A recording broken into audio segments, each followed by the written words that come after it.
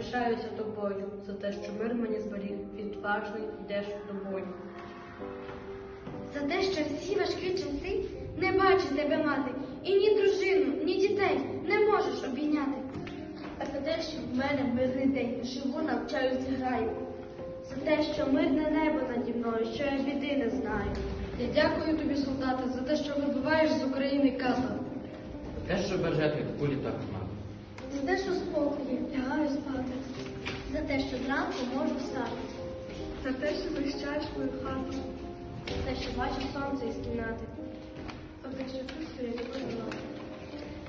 За те, що нині, кожний день, кожну хвилину